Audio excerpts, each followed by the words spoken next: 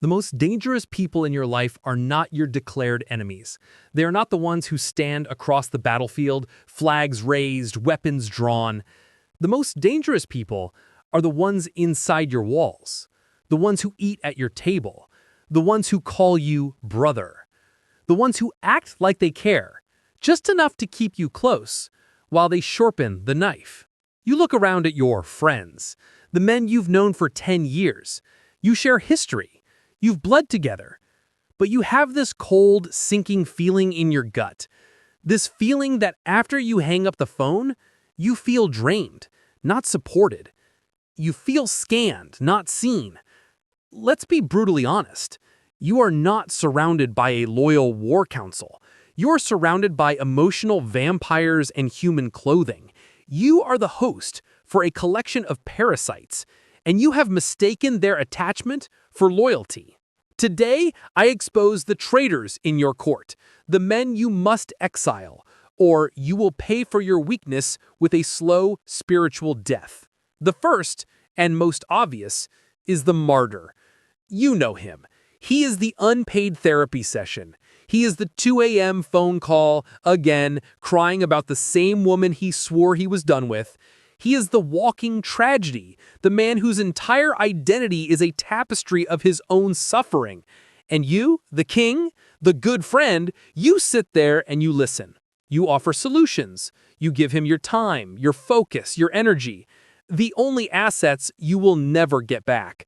And he doesn't take any of it. Because here is the brutal hidden truth. He does not want a solution. He wants an audience for his tragedy. He is addicted to being broken. His weakness is his power. It is the one way he knows how to get the attention of the king.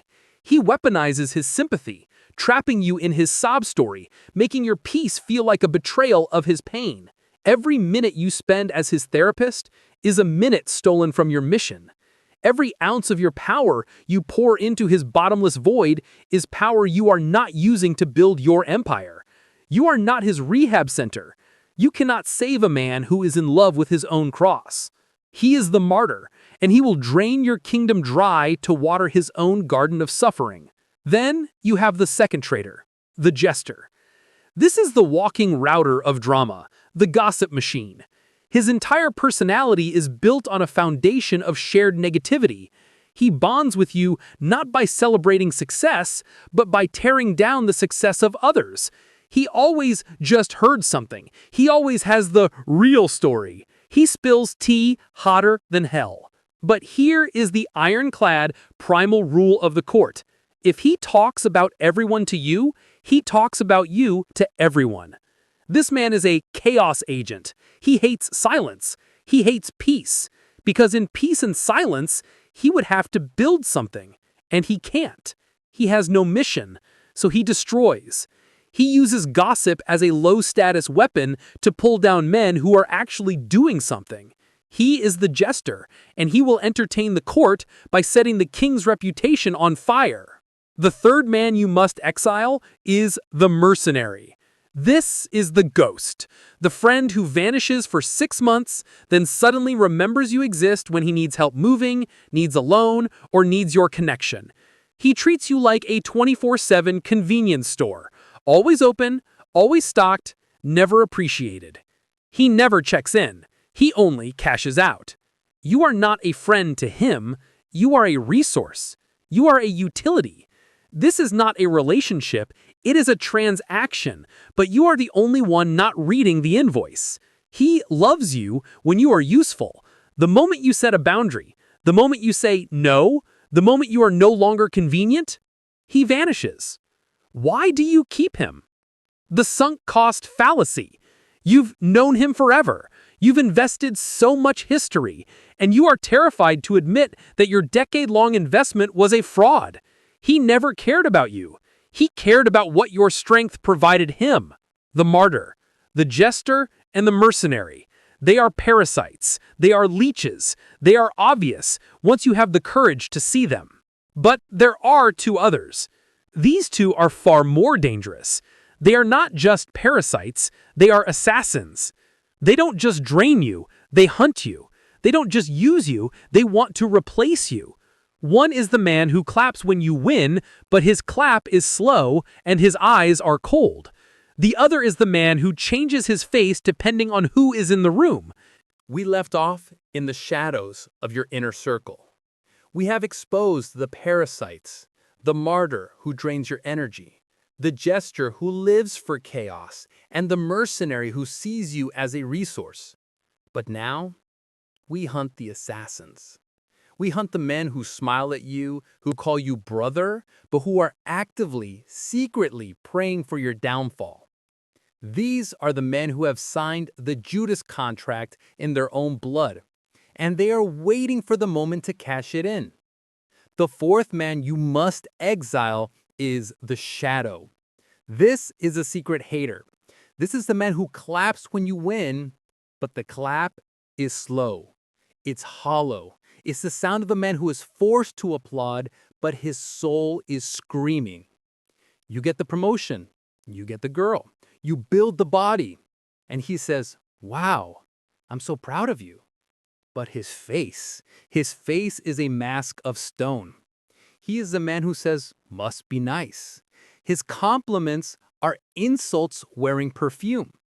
Here is the brutal, evolutionary truth. Your success is a direct threat to his identity. In the primal tribe, status is a zero-sum game. Your rise is his fall. Your light casts a long, dark shadow, and he is that shadow. He doesn't see your success as a win for the team. He sees it as a personal indictment of his own stagnation, his own cowardice, his own mediocrity. He loves you as long as you are equal to or less than him. The moment you rise above, his friendship turns to a cold reptilian contempt. He competes with you in secret. He was never cheering for you, he was checking your speed.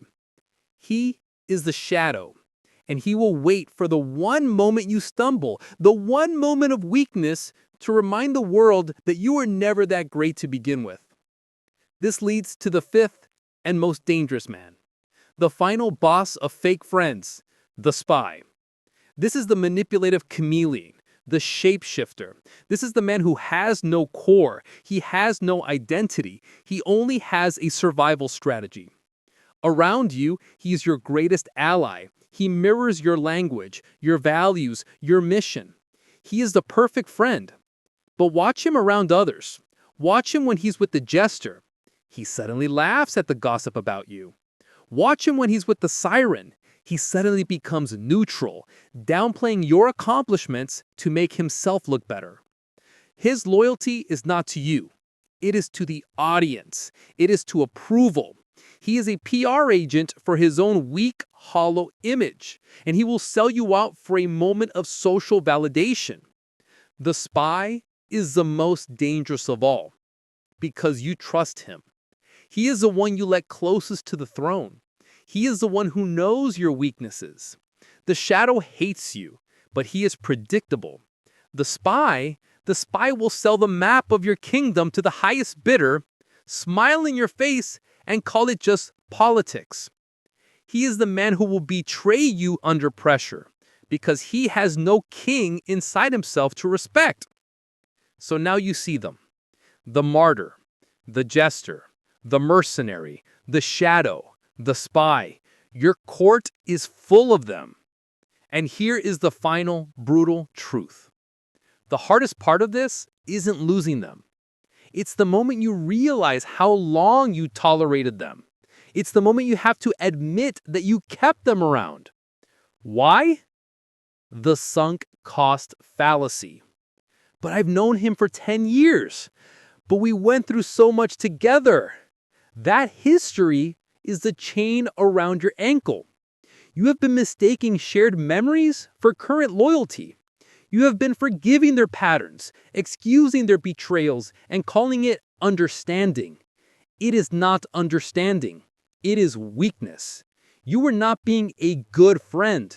You were being a coward.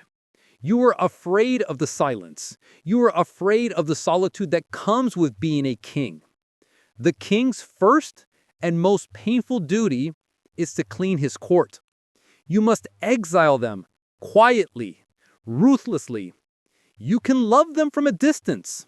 You can forgive them and still block their number. You can care about them and still decide that your peace costs more than their drama. Your mission, your legacy, and your soul are not worth the price of their company. Stop being a rehab center for men who enjoy being broken. Stop being an audience for traitors. A king is not defined by his popularity. He is defined by the strength of his inner circle. And it is better to be a king who stands alone in his power than a jester surrounded by snakes. When you remove the wrong people, the right ones finally find the space to show up. And you will realize you were never hard to love. You were just surrounded by men who couldn't handle your light.